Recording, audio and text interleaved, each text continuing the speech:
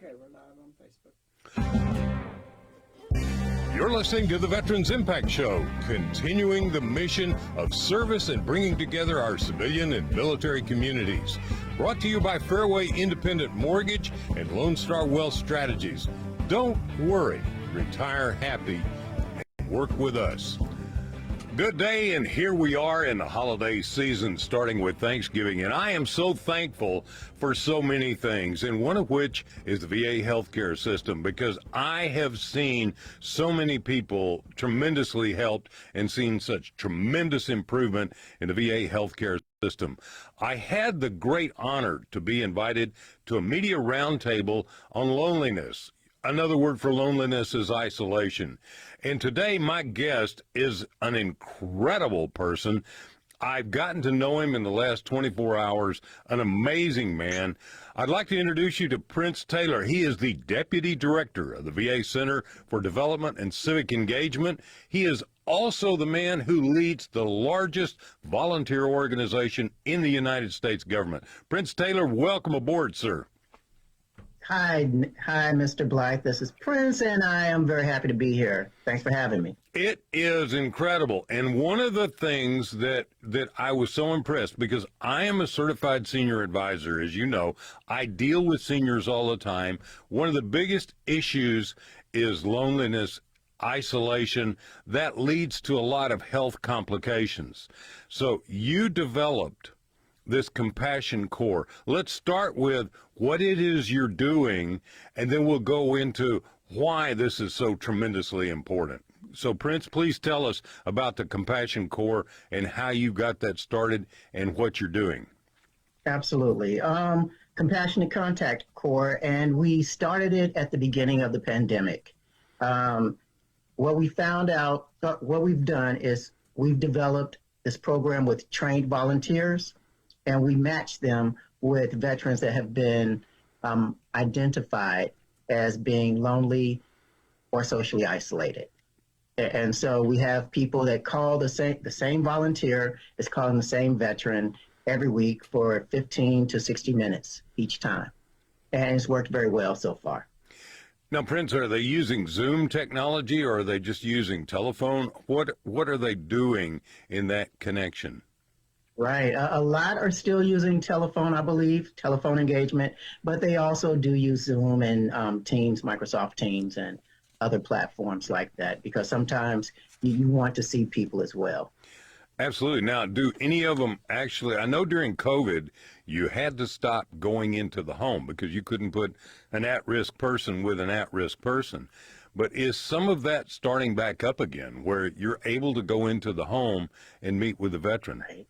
I'm really glad you asked that question, because that was a different program. That was our caregiver respite program called Volunteer and Home Visitor Program.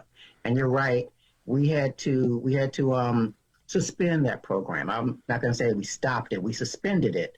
And ever since we suspended it, the veterans and the volunteers have really been anxious to get back to that level, because it's even more impactful than what we're doing now, because they're spending time in the same space.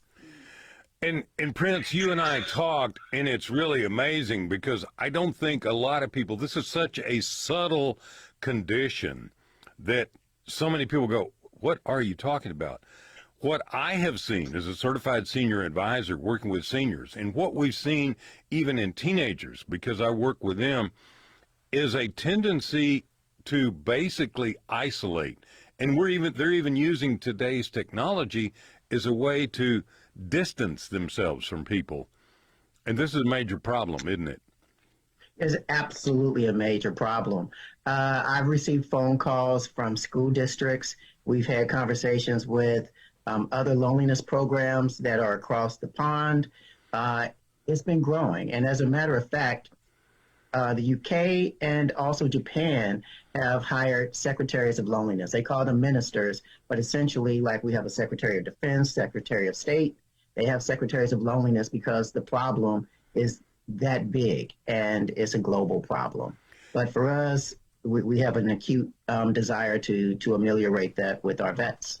Well, for our audience that are not familiar, one of the things I want you to know is the VA, and a lot of people don't understand this, but our VA in the United States leads the way. 70% of all of your medical technicians, doctors, do some training at the VA in the VA healthcare system.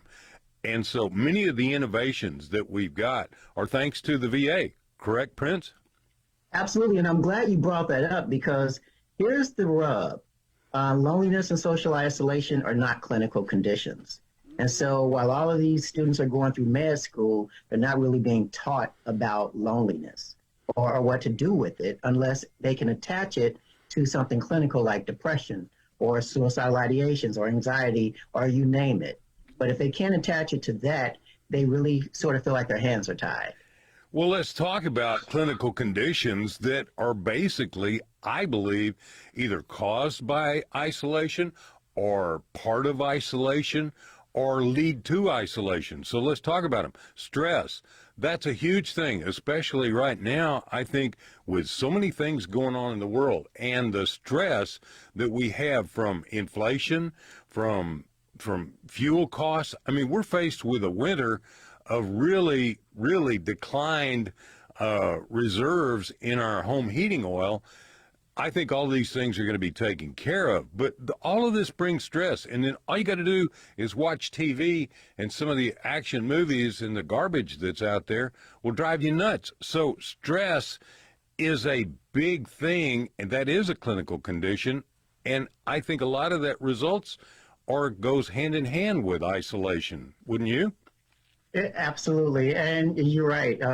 There's stress everywhere. We have a researcher at our Portland VA, Dr. Alan Teo, and they were looking at depression, and they were trying to figure out, okay, what's causing this depression, and loneliness kept coming up. And I'm saying loneliness, we mean chronic loneliness, and we also mean social isolation. So people kind of use those interchangeably. One is more subjective than the other, but that we can talk a little bit more in detail about that later. But here's the problem. Is kind of a chicken and egg issue. They haven't fully identified which comes first. And so our stand is if we don't really know which comes first, the chicken or the egg, why are we still treating it like we do? And so programs like Compassionate Contact Corps offer an alternative.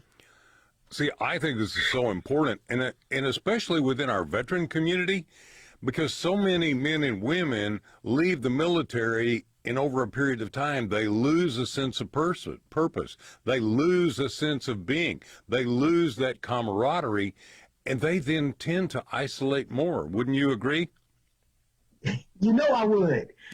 Because I was just having this conversation with Dr. Indira Subramanian from our LA VA, and she also teaches at UCLA. There are 3 spheres of loneliness.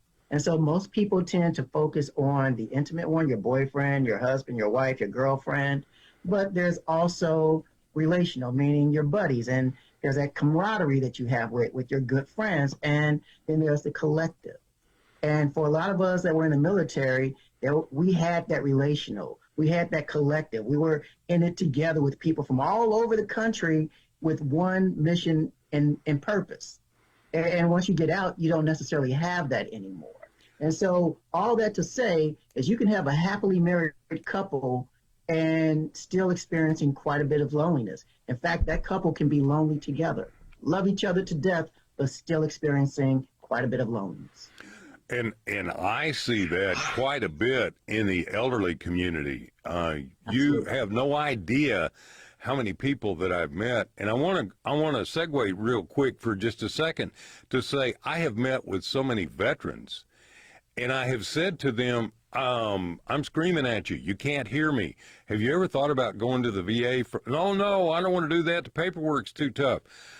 I have sent so many people to VA accredited reps, and in Texas we have a VA accredited rep that's paid by the state of Texas, and they have access to all the documents and information, and there are VA accredited reps across the nation. I helped a lady in Richmond, Virginia get it for her father.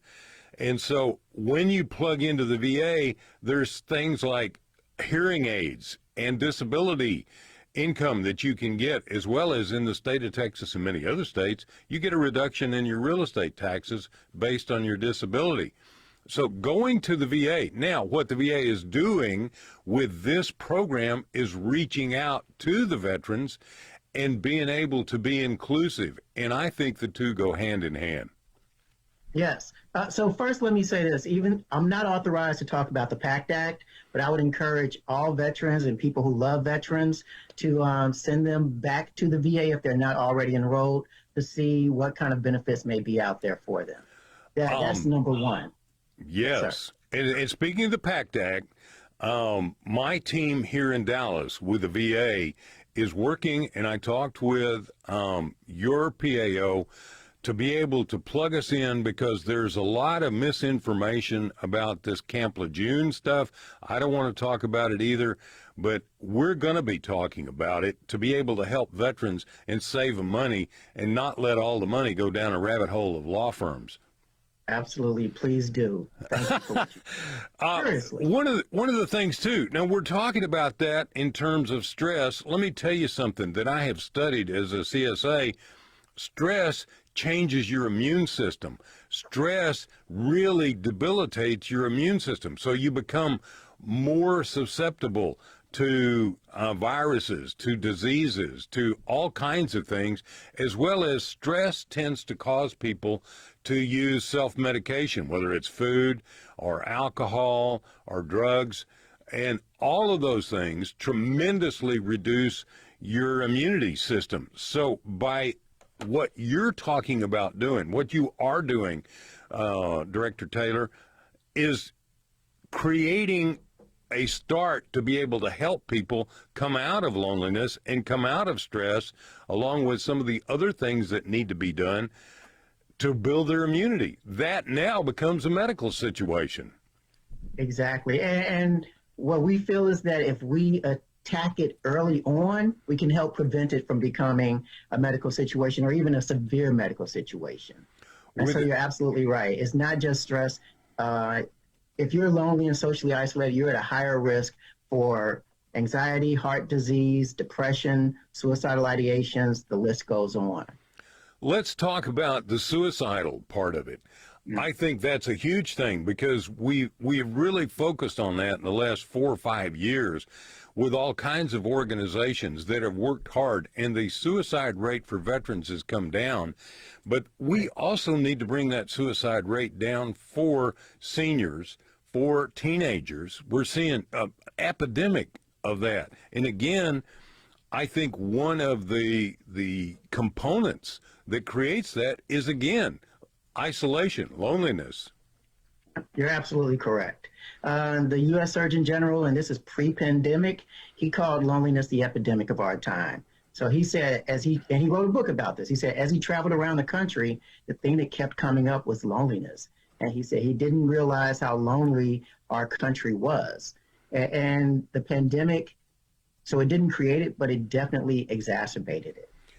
And now I'm glad that we're paying more attention to it. You're right about the suicide numbers going down. We're very proud of that, but one is too many for us. Absolutely. And so while I'm going to stick this in too, there is a new suicide prevention, a new hotline. The number is 988, and then press 1 if you're a veteran. That's 988. Now, the old number is still in use, but 988 is a whole lot easier. And are you getting some experience? Do you have some experience with that, or are you somewhat involved in the crisis line as a way to connect? Well, we are working on ways with our crisis line folks so that they can identify people who are lonely and calling. All right. We're going to go to a break in just a second for our radio audience, and then we'll be right back. You're listening to the Veterans Impact Show, and I'm joining me, the Deputy Director for one of the most unbelievable things I've ever encountered, the Compassionate Contact Corps, rebuilding communication, rebuilding veterans, and it leads to doing away with loneliness and isolation, which affects many, many things. I see this as a certified senior advisor. I see this as a veteran. So we're going to give you some more information about that, how to plug in, how to contact the Compassion Corps. It is an amazing thing that you can be a part of too. We'll be right back after these words.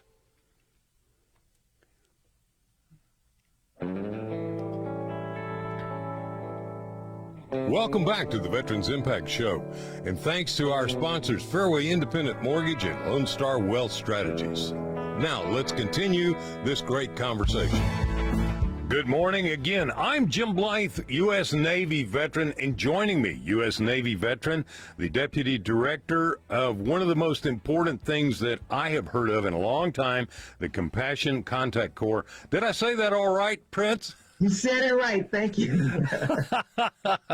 I have enjoyed getting to know this guy in the last 24 hours. He was a Navy veteran. He also was a DJ a long time ago. And we talked about music. We talked about so many great things. And it's so much fun to connect with another Navy veteran who's doing so much. I mean, this is truly a story of Continue the Mission, a great man who is leading and doing the largest volunteer organization in the United States government. Now, Prince, we're talking about isolation and how it leads to all kinds of things. I want to mention something else, too. Cognition, awareness, being communicative. I don't know how to put all the right words together, but so many times I work with seniors, especially widows or widowers, and they don't know how to use social media. They don't know how to really use their the cell phone is for making an emergency call and calling the kids. They don't know how to use Zoom. They don't know how to use a lot of these things, which is hurting them on the ability to communicate, but also you can see it sort of terrifies them, and you see them drawing back, and you see them isolating even more. And I think your Compassion Corps can help people with that. Are you setting up some training to teach seniors how to use some of the communication technology? Oh, wow. Yeah. Actually, we did a pilot with AARP. And there was a nonprofit that was started by 2 Yale students and a high schooler in Orlando. And as part of their nonprofit, not only did they provide tablets to participants of the program, but they also taught them how to use those tablets. And so that was very encouraging as well. And I would like to see us do that more across the country as we grow. I met a Hispanic engineer who is retired, who is also a veteran, and he worked in San Antonio with seniors, teaching them how to use the computer, how to be able to plug into social media to keep up with their families. And it was a huge thing because he was Hispanic and bilingual, and he was able to teach them within their own language. And I think that was incredible. And this is something I want to recommend to you, is find some volunteers who are multilingual, because I think that's a huge thing. Also, I want to talk. That came up. Oh, good. I don't mean to cut you off. That came up in Florida, actually. We had grown to West Palm Beach, Florida, and Orlando, and we realized that there were a lot of veterans that after they got out, especially the Vietnam era, they went back to their communities where they didn't have to speak a lot of English anymore. And so when we were talking about this program for them, we realized that we were missing them because we were doing everything in English. And so now we have folks that have been translating. And we also have been making a very conscious effort to recruit volunteers that are bilingual and can speak to our veterans that prefer Spanish right now. And I do want to give a quick plug about that high schooler and those 2 college students at Yale. Their nonprofit is called Telehealth for Seniors, and they formed it to connect with their grandparents. Wow. Yeah. Mr. Taylor, one of the things I'd like for you to do, and I think we're going to put up on the screen, I'm turning around to focus, the information where people can plug in, where information where people can get a hold of you. Would you please give out your website so people know where to go to find out? And then can they then volunteer for the Compassion Corps within that system? What can they do to join you?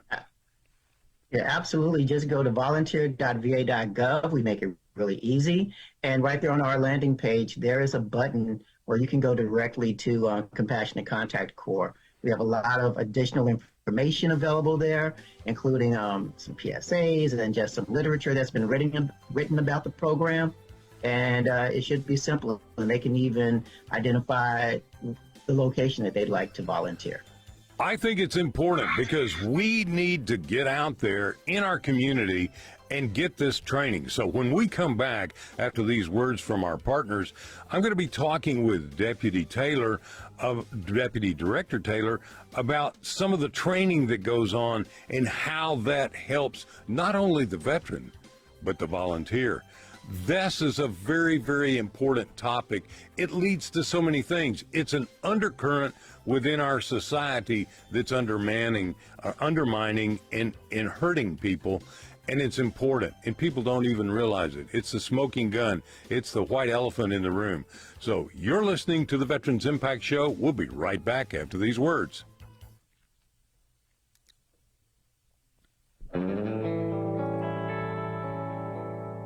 Welcome back to the Veterans Impact Show, and thanks to our sponsors, Fairway Independent Mortgage and Lone Star Wealth Strategies. Now, let's continue this great conversation. Well, I am having a great day interviewing a great man, and I say that I've read his bio. You've got to see it. It's amazing. He is a Navy veteran. Of course, all Navy veterans are really super, even some of the crusty old ones that I deal with.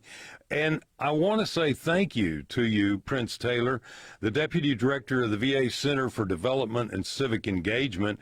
And right now, I believe you said you are the acting director as you're building this program. So we want to help you to build this program. We'll go back again. How can people volunteer? Where can they go? And in my engineer, Nathaniel, boy, what a great guy. But let's pull that up so that our audience can see how to connect. And this is really important. This is a malady. This is a problem that a lot of people just gloss over and say, that ain't no big deal. But it is a big deal because I've seen it time and time again in working with seniors and working with veterans. Prince, can you tell another story maybe about how somebody was helped by your Compassion Corps? Ooh, where to start? No, because that's one of my favorite parts of the job are hearing some of these stories. We had one veteran that did a video with his wife, and this is West Palm Beach again, and you could tell how happy he was to have this volunteer call him every week, and he said they could talk for an hour and still have more to talk about every time. But my favorite part of that video was the expression of his wife. You could tell that she was really happy that there was somebody else to hear these stories now and not just her hearing them over and over again. and he was our first our first veteran down there, and they're just an adorable couple. You could tell how much they love each other. And I was just really happy that we were able to provide that other that other contact that he needed, that other social contact that he needed. Let me tell you a story, because you and I were talking about the great Jim Dolan, who started Heroes on the Water, mm-hmm. and that was for kayak fishing, and he loved kayak fishing. And so he started this just as a chance for veterans to get together and go fishing together. And I went to one of the events, and Jim and I became really good friends. He and his wife came to Sally to our home for dinner, and we talked about all the things we need to do. But then he told me a story, and all of a sudden it dawned on me, I was standing there about 5 or 6 feet away from him when it happened. There was a veteran, an older guy, probably, I'm going to say Vietnam, who was in a kayak and had caught a fish. And it turned out to be about a 9-pound catfish. And it's dragging his kayak all over the lake. and the guy is laughing and waving his hands and just having the time of his life. His wife steps up to Jim Dolan and said that's the first time he has laughed in years. And I had to threaten him to get him out of the house and out of isolation. And she said, I got him here, and he got into the kayak, and then now he's been talking with his buddies out on the lake, and then he catches his fish, and it's dragging him all over the lake. And she said, this is the best therapy he's ever had, not isolating, but be involved in this organization. And there's a lot of other organizations, Prince, that you and I talked about that can help veterans get involved. And here is another one, your Compassion Corps. I can't think of anything more important than being able to reach out to a fellow human being and say, hey, I'm your friend. Let's talk. Let's talk about the weather. Let's talk about what you did in the service. My wife doesn't want to hear my flight stories anymore either. Hey, I do too. No, I'm glad you brought that up because you make me think, and we're two Navy vets, so we can just keep trading stories. But in St. Louis, we had a veteran that had some slight dementia.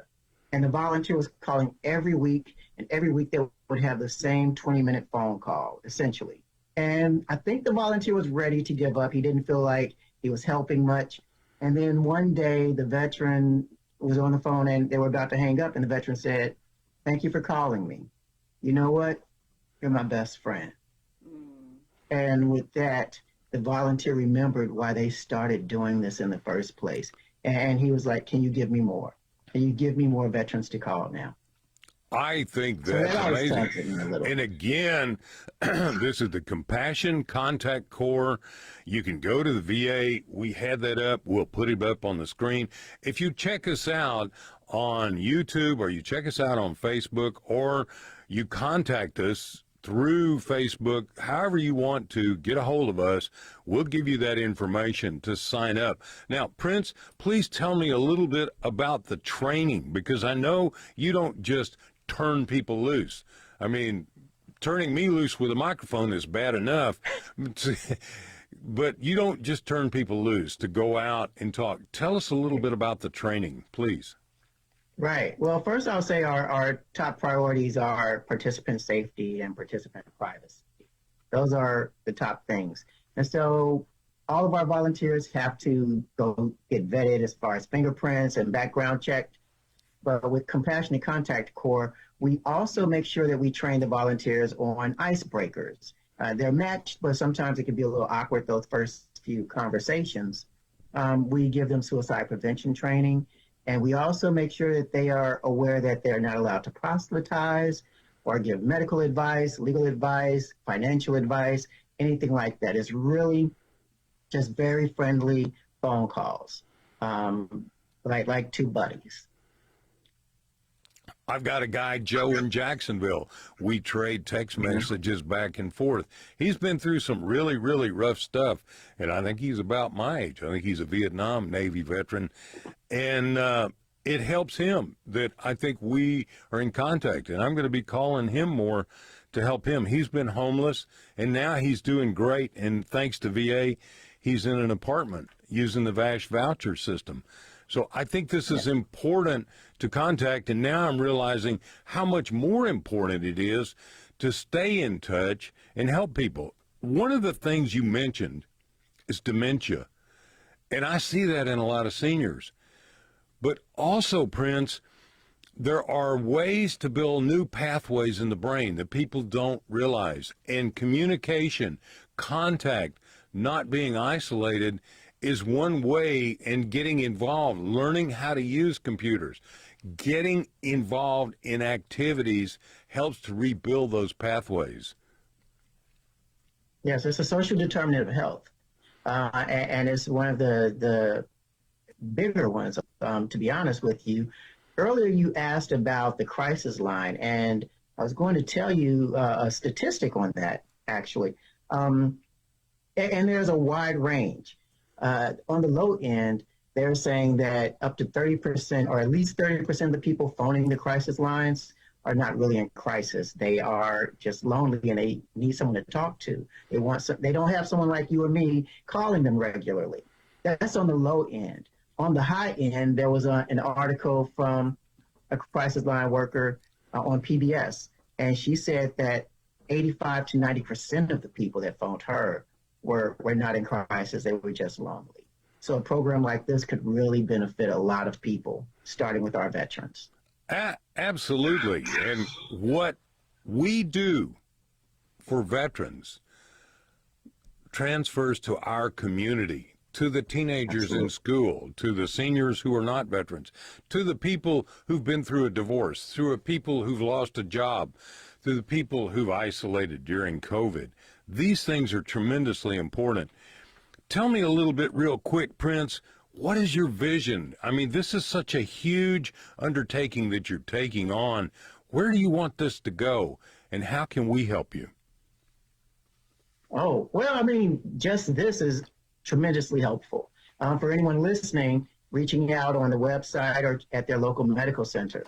But we've alluded to it. Loneliness and social isolation are not unique to veterans. There's a stigma. And I would like for the VA and our veterans to lead the way in destigmatizing loneliness and social isolation so that other people out there, whether they are students or other, I don't want to say elderly or geriatric, but older people can reach out as well and let folks know when they're experiencing loneliness and could use a little extra social contact so that they understand that there's hope for them. And it's not anything to be ashamed of. Could your Compassion Contact Corps then be a blueprint that you could teach other 501c3s, or you could teach other VSOs how to go out and do this, teach the community how to do this? I mean, We would be. Go ahead, please. Yeah, we would be happy to. As a matter of fact, a lot of our volunteers come from veteran service organizations. We're a signature program for the American Red Cross, but also Gold Star Mothers, American Legion Auxiliary, VFW, and their auxiliary, 40 and 8. There's a lot of VSOs that are interested in volunteering even more. And so we're building that infrastructure so that we can meet the capacity of the veterans that could also benefit from the program. Do you have any idea, for instance, how many veterans have been impacted by this program, by this issue, over the time period that you've been getting it going? You're really getting started, aren't you? We are still in our nascent stages, and I'm very proud of the work that all the coordinators have done. As a matter of fact, they brought the program to me. They told me we need a program like this, but I will say that right now we are serving about 2,000 veterans around the country, and we know that the need is far greater than that. And so programs like this and your listeners, perhaps we can prepare ourselves so we can meet the need that we know is there. Let's stop for just a second and talk about, what if you are a veteran and you're not signed up in the VA healthcare system? There are VA accredited reps throughout the United States, many of them with VFW, some with American Legion. Here in Texas, we have the Texas Veterans Commission, has county veteran service officers that have access. You do not have to do all the paperwork by yourself. Now, I can draw a parallel because I do lending, government lending, and let me tell you, you couldn't get through all of that paperwork without some help. And that's what I do. And this is important because if you want to be a part of this, you want to sign up for the VA healthcare system, there are people there that'll help you. And Prince, I know that's an important part of what the VA needs to get out. The VA is different now than it was 10 years ago, 15 years ago, 20 years ago. And they're really dedicated on helping. And in many cases, like our North Texas VA, we stand up with any of the surveys, any of the things that have been done, and we are equal to some of the best civilian hospitals in the nation. And I know that's true with a number of the VA centers throughout the nation. So we want to dispel the myth of A, the paperwork's too difficult, and B, I don't get good care. That's not true. Now, everybody makes mistakes, and I hear mistakes in the civilian community. I have a hard time trying to get an appointment with my doctor more than, I got to go out 6 months to do that. But we can do a lot if you get involved. Wouldn't you agree with me? I agree 1,000%. One thing too is that you mentioned it earlier. A lot of doctors are trained at VA, and so some of the best doctors out there got training at the VA as well. And if you had a bad experience 10, 15, 20 years ago, we are not the same VA. We work hard every day to earn our trust or earn your trust and to provide the best experience for you. In fact, we have an office called the Veterans Experience Office. One last thing I would say on that topic is we also have made a shift, a cognitive shift towards whole health, where we're not just asking what's the matter with you, we're asking what matters to you. And from top to bottom, that's the way we are approaching things now at the VA. Dr. Stephen Holt, who was the director of North Texas, now he's the medical officer for the state of Texas, told me that when he really got involved, he was overweight, he has some diabetic conditions, he has some other problems.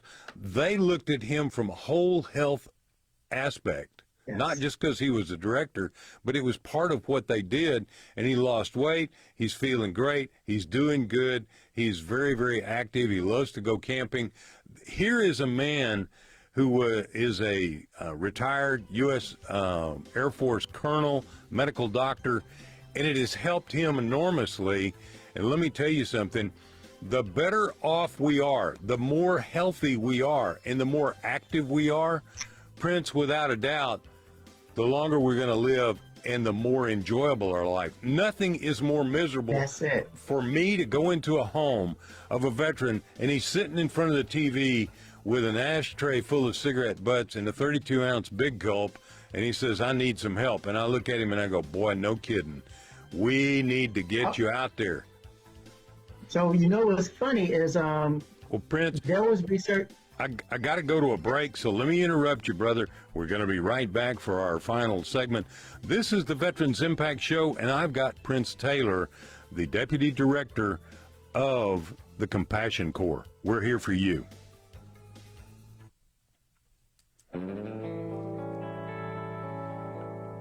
Welcome back to the Veterans Impact Show, and thanks to our sponsors, Fairway Independent Mortgage and Lone Star Wealth Strategies. Now, let's continue this great conversation. Well, I'm about to bring this program back into the dock. I've got a Navy veteran on, Prince Taylor, the Deputy Director, and I'm just going to make it easy and say he is the leader of this fantastic Compassion Contact Corps that is helping people get out of isolation, helping people get out of many of the problems that lead to bigger problems. And so we've been talking about that. I'm going to ask you, please share this on YouTube. Please subscribe to this. Please listening and pass this around, especially to veterans that are high risk, people who need help, and then other veterans, wives of veterans, friends of veterans, auxiliary members. Here's a chance for you to plug in one-on-one and help a veteran. And again, this is the Compassion Contact Corps, headed up by a great man, Prince. I got to tell you, there it is right there on the screen. I'm turning around and looking. Thanks, guys, for pulling that up. That is incredible. Everybody take a look at that. It's a place to go to be involved and to tune in, plug in, and join in to help your fellow human being, your fellow veteran, your fellow family member. Okay, Prince, would you finish your story real quick? Oh, absolutely. You were talking about the gentleman that was overweight. I have two things to say on that. I can almost guarantee you that when you went to the VA, they didn't say you need to lose weight. They said, why would you like to lose weight? And they approached it from that lens. But the other thing that I will say, in case people haven't been convinced yet, Jim, is that the research from Dr. Julianne Holt-Lundstad and her team determined that being lonely is as bad for your health as smoking half a pack of cigarettes a day. That's how bad this problem is. Half a pack of cigarettes a day. That, I But mean, we can do something about it. I think we need to do everything we can to help people to get out of that, because it's a mental condition that leads to a physical condition. And one of the other big things, I know, anxiety, suicide, substance abuse, lack of sleep, sleep deprivation, all of these things come together and they become exacerbated. And I don't know which is, like you said, which is chicken or egg, but you got to attack it on all fronts. Absolutely. We can't continue doing it the way that we've been doing it. This is an alternative, and we know that it works. But Absolutely. We need the help. And I think what we ought to do, I'm speaking out of turn here, buddy, but I think, Shipmate, we need to put together some conferences in some cities around the nation that give you a chance to speak to this issue and bring in potential volunteers. Whatever you can, whatever I can do to help you to do that.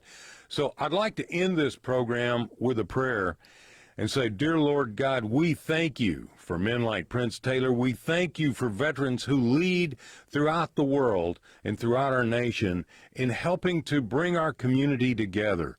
Thank you, God, for all they do, and thank you for protecting our active duty military and first responders as they go about the job of protecting us, watching over us, and taking care of this. This we pray in your holy name. Thank you for all you do for us. Thank you for this holiday season. Thank you for being part of our program, the Veterans Impact Show. Amen. Prince, what a fabulous opportunity to talk to you and get to know you. And maybe sometime we can do a rock and roll show with the music, right? I would love that. I would love that. Okay. Singing my tune. Hey, let me tell you, someday, I think I told you the story about when I was on the Oriskany doing Armed Forces Radio, and it was hysterical. I mean, hysterical. I enjoy that, and I enjoy helping people. So I want to get behind you with this Compassion Contact Corps and help you to grow that and help you to get people out there. I see it all the time in working with seniors. I'm a certified senior advisor. You want to know more about me? Go to jimblythe.net. That's jimblythe.net. You want to contact me? It's 214-502-4600. That's 214-502-4600. I'm always available. I always answer my phone. And let me tell you, I'm all about taking care of seniors and veterans. We want to help you to help others to be healthy and to thrive, not just survive. So this is Jim Blythe, U.S. Navy veteran, thanking again Prince Taylor, the Deputy Director. What a great man. I am so glad I met you. Have a wonderful day. Have a wonderful holiday season. And we'll see you next week here on the Veterans Impact Show. We're here for you. Tune in, plug in, and join in. Be a part of our movement to help veterans and bring our community back together. Bring our nation together. Continue the mission. Charlie Mike. This is the Veterans Impact Show.